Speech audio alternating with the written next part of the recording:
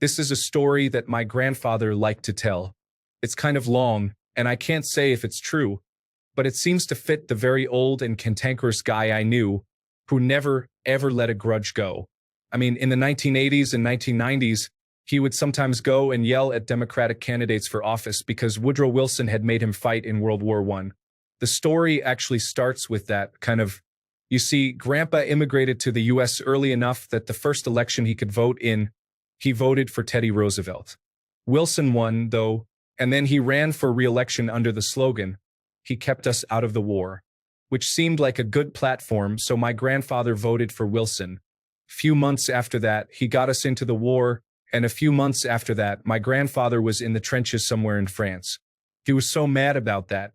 When he was 104 years old and I was a kid, he was so mad about that. He'd come to the US to get away from the Tsar, and now that son of bitch Wilson drafted him to fight on the same side as the Tsar. My grandfather made regular donations to the NAACP because Woodrow Wilson was a racist, and he hated Woodrow Wilson. Issues with the politics aside, the war itself was not a lot of fun. Grandpa came back with a lot fewer friends than when he'd left. First thing after the war was to take all the medals and pins and ribbons and whatever they'd given him for that war in cardboard box. Then he took a shit in that box, then he lit the box on fire and dropped the flaming box into the Gowanus Canal. So it wasn't really a bright point in his life. Also, he came back with a problem with authority in general. As he put it, someone tells you to go run at a machine gun, and you do it. Then you get cut up by barbed wire and a machine gun shoots at you and kills half the people who listen to that idiot. Makes you think twice about doing what someone says. For the rest of your life, it makes you think twice about doing what someone says. Which, fair enough. Only that attitude made it hard for Grandpa to hold down a job. The 1920s went okay. But then you got the Great Depression, which was not a great time to be a mentally troubled veteran with problems with authority. My grandfather was living in Brownsville, a slum out in Brooklyn, and he was a junkman. He had a cart which he'd take around the neighborhood, buying and selling crap, picking up stuff that people had thrown out, fixing what he could, collecting scrap metal and selling it. Since there wasn't any point in going fast, and since this wasn't exactly a well-paying profession, the cart was pulled by a horse, rather than by a truck. Now, at this point, a few more characters enter the picture. I'm going to call them the McAnally family, even though that wasn't their name because they were Catholic boys from Northern Ireland, and because I think that McAnally is a funny name. Jimmy McAnally and his younger brothers Paddy and Joe. It wasn't a particularly great time to move to Brooklyn, but it wasn't like Northern Ireland was doing that much better. Also, Jimmy had been involved in the politics of Northern Ireland and had attracted the attention of the local authorities both because of his Republican leanings and because of the way he'd set fire to the shops of people who did not donate sufficiently to the Republican cause. And he'd also attracted some ire from the Republican side of the aisle as well, because of the way he'd keep most of the donations that he'd collected on their behalf. Now Brooklyn was the place for him to be, because there he had the advantage of having cousins involved in the labor rackets down on the docks, and in other activities of that sort. So Jimmy, along with his younger brothers, got themselves a place in Carnersea, right near the edge of Brownsville, and settled into their new digs. Because of Jimmy's connections, people let Paddy and Joe get away with whatever they wanted to, for fear of getting shot. And Paddy and Joe were the sort of kids who took advantage of that. At the time, Carnersea was a dismal wasteland, it still is. But there were bars and candy stores and windows to break in Brownsville.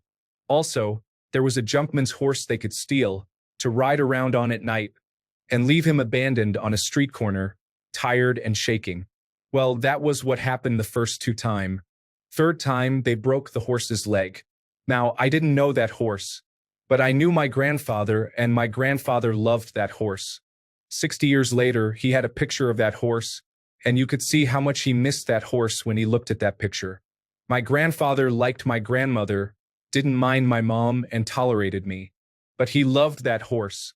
And he was the one who found him with the broken leg, and he was the one who had to put the horse out of its misery. He had an easier time talking about the Battle of Soissons than about having to kill his horse. I'm pretty sure that if it wasn't for my mom and grandma, he'd have just gone after those kids and beaten them to death. Paddy and Joe didn't even pretend that they weren't the ones that had stolen the horse. He'd heard them bragging about it. But he couldn't. The Great Depression wasn't a great time for veterans with authority problems, but it was a worse time for widows and orphans, or folks whose father or husband was up in Sing Sing, waiting to go to the electric chair. So, okay. He also couldn't replace the horse, at least not right away. But he could do some of the same job with a pushcart. And he could keep an eye on the McAnallys and wait for an opportunity. That opportunity came when they were hanging out at a street corner, and Mrs. Strauss walked by. Among his many other grudges, my grandfather hated Mrs. Strauss. So he went over to Patty and Joe and started up a conversation. No hard feelings about the horse. Boys will be boys, right? Only, well, some people wouldn't understand. They weren't from the neighborhood. Like Mrs. Strauss there, who'd moved uptown and lived in a nice apartment on the east side. You take something from her, why, she'd call the police on you just like that. Which meant that he'd just told the young McAnallys not to do something, which meant that they were going to do it. Next time Mrs. Strauss came down to Brownsville to visit her family there, Patty and Joe jumped her, knocked her down, and took her jewelry, which was expensive jewelry, which her son had bought for her.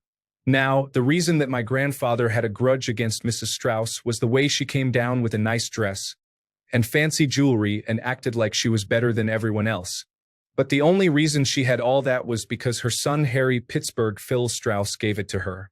And why should she put on airs, considering what her son was doing? Harry Strauss, aka Pep Strauss, aka Pittsburgh Phil, was probably the most prolific hitman in American history. Working under the orders of Lepke Buchalter and Albert Anastasia, Strauss was the top assassin in Murder Incorporated, and probably killed somewhere between 100 and 500 people. And those young rapscallions Patty and Joe McAnally had just knocked down his mother and stolen the jewelry he'd given her. My grandfather was not there when Patty and Joe brought the jewelry to their brother, so that he could hawk it for them. But it seems that he did not entirely approve of what they'd done, once he'd figured out what they'd done. Shitting themselves mightily, the whole McAnally clan fucked right back off to Londonderry, not even stopping to go back home. Which meant that when a well-meaning passerby happened to take all the stuff they'd left behind, he found enough money in their house that he could afford to replace his horse, and a little extra besides. That's where my grandfather's story ends. I'm sure the McAnallys were all fine. Both the IRA and the British probably would have let bygones be bygones, and when World War II rolled around, young men of Patty and Joe's age had all sorts of exciting opportunities both at home and abroad. But they didn't show up again in Brownsville, and I hope they learned a valuable lesson about stealing a guy's horse and then making him kill it. Comment: Harry Pittsburgh Phil Strauss, July 28, 1909 to June 12, 1941, was a prolific contract killer for Murder Incorporated in the 1930s. He purportedly killed over 100 men. Some historians put the number as high as 500. 1. Using a variety of methods including shooting, stabbing with ice picks, drowning, live burial, and strangulation. Strauss never carried a weapon in case the local police picked him up on suspicion. He would scout his murder spot for any tool that would do the job. 2. Most of his associates called him Pep. In the 1930s, he was committing assaults, larcenies, and drug dealing. He was arrested 18 times but was never convicted until he was found guilty of the homicide that sent him and fellow Murder Incorporated hitman Martin Bugsy Goldstein to the electric chair. After hitman Abe Kid Twist Rellis turned informant, Strauss was arrested for the murder of Irving Puggy Feinstein and at least 5 other known murders. Strauss tried to avoid conviction by feigning insanity in the courtroom and on death row. Strauss and Goldstein were convicted September 19, 1940, and executed by electrocution using Sing Sing's Old Sparky on June 12, 1941. Comment: You know what? I'll bet my great-grandfather, who lived in Brownsville from about 1907 until he died there 60 years later, was one of your grandfather's regular customers. Zaid was not one to throw away something that still had use in it if he could sell or trade it to someone for something else, nor did he see the use in buying something new if a good used item was available for a reasonable price. From all I know about the old man, he and your Zaid probably would have gotten along well enough. Now I have to ask my mom, who grew up in the same house, whether she remembers a junkman with a pushcart. The horse would have died before she was born, though. Please leave your story in the comments. Also, don't forget to like and subscribe to get new update. Thank you.